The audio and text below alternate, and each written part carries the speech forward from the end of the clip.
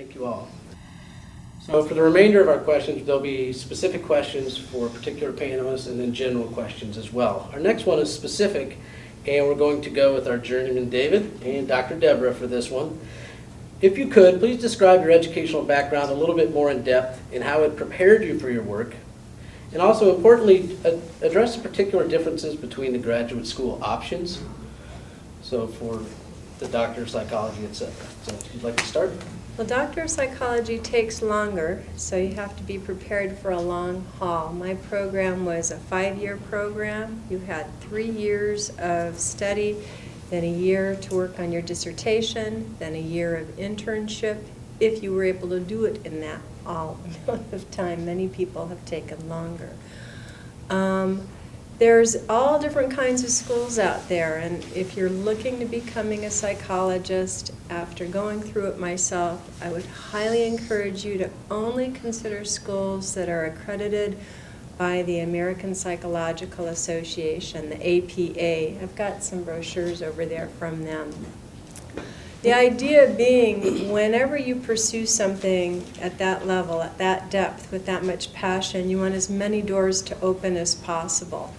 And when you go through the APA, it's the only way to become a board certified as a psychologist. If you did not go, you can be licensed without it, you can practice without it, but you're more limited in career options, who wants to hire you, so that's a little note to make to yourself. Only look for APA accredited programs. I looked at 2 in the end. One was very kind of alternative, touchy-feely, my kind of thing. Went to classes, they sat on the floor. I looked at the syllabus, I'd read half the books. I thought this would be fun. And then I went to Stanford, and I went, I don't know this stuff. This scares the heck out of me. And that's what I chose for that reason. I already knew the other stuff enough that I was grounded in it, and I would already bring that to the table. What I didn't know was the foundations, the biology, the medical model. I came from a very alternative background. So for me, what that did is opened amazing doors. And don't think that the name where you come from doesn't open doors. It does. If you come from UCSD, believe me, doors will open. People know this school, and that's really helpful to know. When you go to a school to become a psychologist, there's a heavy split. Heavy split, right? There's the clinical and there's research, and there's very little in between. And if you want to do research, which still allows you to do clinical work, you still get to do therapy, but you're writing a lot of papers and you're doing a lot of research. There are certain schools that are really known for that, and UCSD actually is one of them. And they have a joint program. It's a very well-respected program.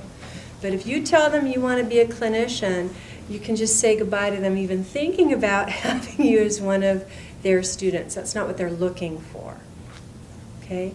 If you go that route, you're going to open doors into becoming a professor, into working here at a university, doing research perhaps at the VA, but it's very research-oriented.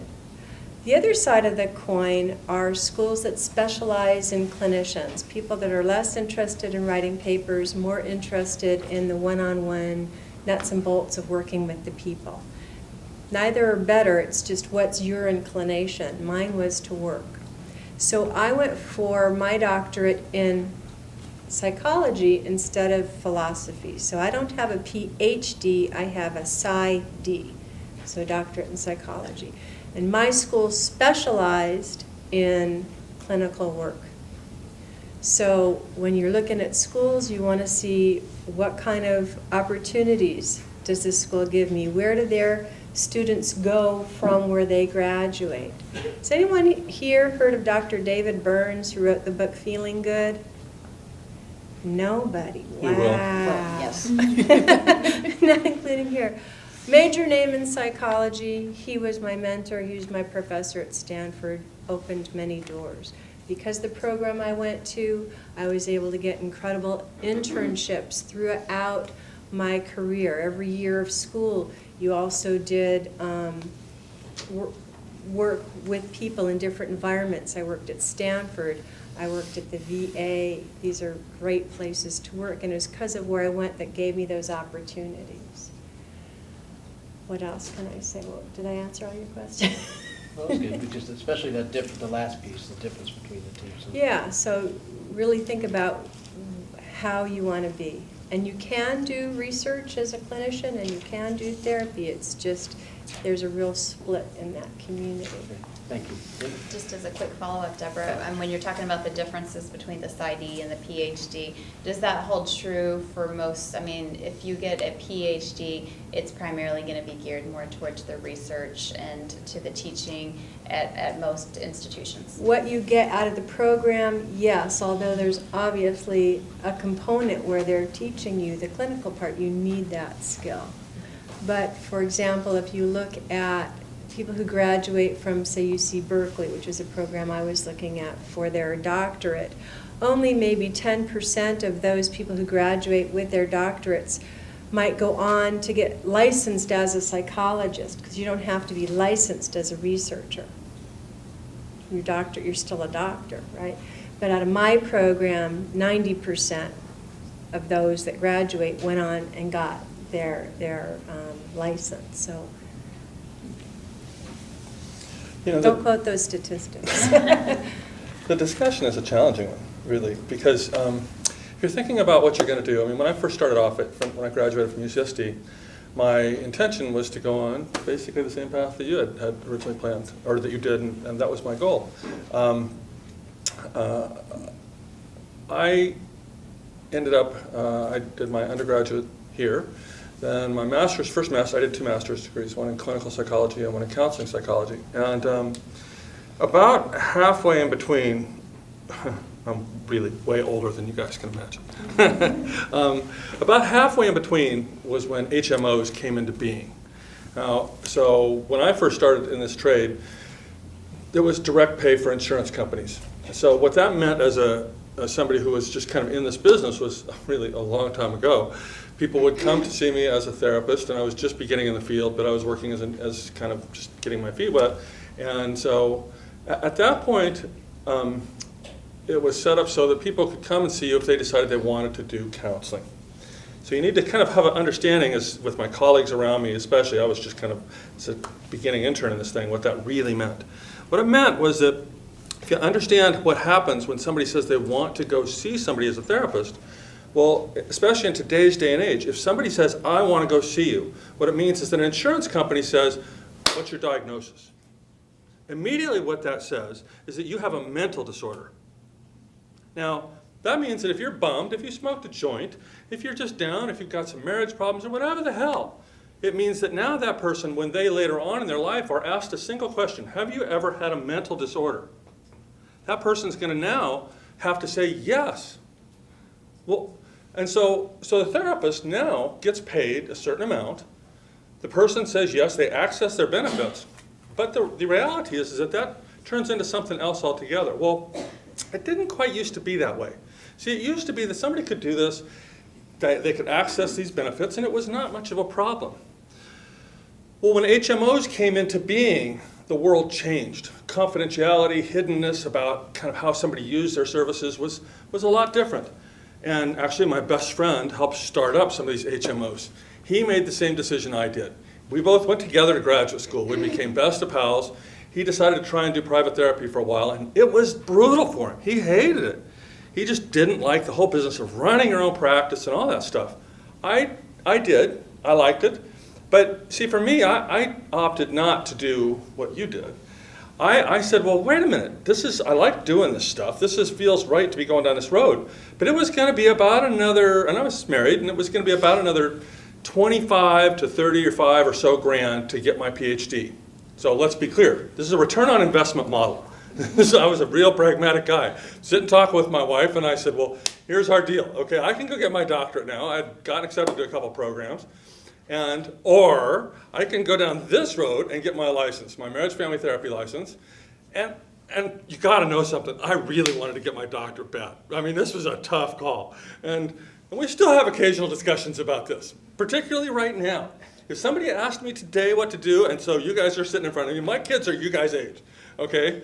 So the discussion I had with my son was, look, boy, he's a chemical engineer. He's about to sit for his dissertation defense. And I told him, he was young, he finished UC Santa Barbara, and I said, look, you love this stuff, go get your damn doctorate. Done. So it was a smart decision. And if somebody asked me today, I would probably say, go get your doctorate. But I say it with one caveat. That one that you mentioned, Deborah, right? The one that Deborah mentioned, which is that divide, is a huge one. Because it's not just a divide that divides you in terms of, do you have the credentials? That credential of the PhD allows, I have 2 master's degrees. I've done this for friggin' ever, okay? Really, way too long. And I can talk about everything from diagnostic stuff, academic, this and that. But I don't have the credential, the PhD, that allows me to be on a par with people who are actually much my junior, don't have the experience, the talent, all kinds of things. I can't go get a teaching position. I can't go get lots of positions with nearly the ease, really probably not at all in a lot of situations. Actually being older even sucks. Ageism is a drag. And so there's all kinds of things that I can't do because I don't have that credential. So if I'm mentoring you guys right now, I'm going to say absolutely. But the thing that you really want to know is that focus on what it is you think you might like to do. So you want to look in the mirror at who you are, not just what credential you get. So it's, yes, I'm going to say get a terminal degree. A terminal degree in this field is a PhD, beyond a shadow of a doubt. But then you want to look at it hard to say, what PhD or PsyD do I get? Because if you go get, and you emphasize the statistical side of it, the research side or whatever, but you know that you like to be able to interact, you know yourself as somebody who really wants to be able to be more of a clinician, as you said, then you better be really clear about that because you're able to get there and focus more on the statistical side, the research side, the other, and bomb out. And then you will have wasted a lot of time and energy and money because you weren't true to yourself. So, just to use my son as for analysis, he is a bright kid, exceedingly bright boy, okay? All chemical engineering guys, they say chemical engineering is a major, everything else is a minor. So it's just one of those things. But he did not get into Berkeley. He didn't get into UCLA. He was first draft at Santa Barbara, and it turned out to be the best place in the world. He got to know people on a first name basis. He got to know all those things, and now it let him grow as a young man. Then he got in to Michigan. He was their #1 draft choice, and now he's got his own patents and all kinds of cool things, and I can't even explain his work anymore. So you got to know yourself. Don't just know the program. So it's not about do you get into the big name. Every program will PR you. Every program will public relations you to death. Say, we are the best. No. Look in the mirror at who you are. Try to know yourself. Know more about what are your needs. Do you need a small program? There are small programs that are so amazing you can't believe it. Know more about what is going to bring out the best in you. As a person, do you need to be able to interact with somebody? If you go to, if you go to Cal, Berkeley, Cal's a city. It's huge. You will disappear. Same with UCLA. And yes, they are the big name places. I have never had a client once say, so where did you get your degree? Nobody cares. They want to know that when they walk in the door and they're boo-hooing to death, that they're going to sit there and somebody's going to care about them so much because they can't tell this to anybody. Nobody on the planet. On the other hand, I assure you that when you go to apply for a job at a university setting, you better have a degree that's a Stanford degree or someplace that's really good. Because otherwise, you won't even get an interview. It doesn't matter. You can be the best on the planet. You want to have credentials in a place like that. So to have the options of being a great clinician or to know yourself well enough to go somewhere, a place like that, and have that passion, but to have the options to have built the foundation underneath you is really important. And try to think of it that way as what's going to give you the most number of options, but allow you to flourish in a way that really brings out the best in you. And really think it through. Really think it through.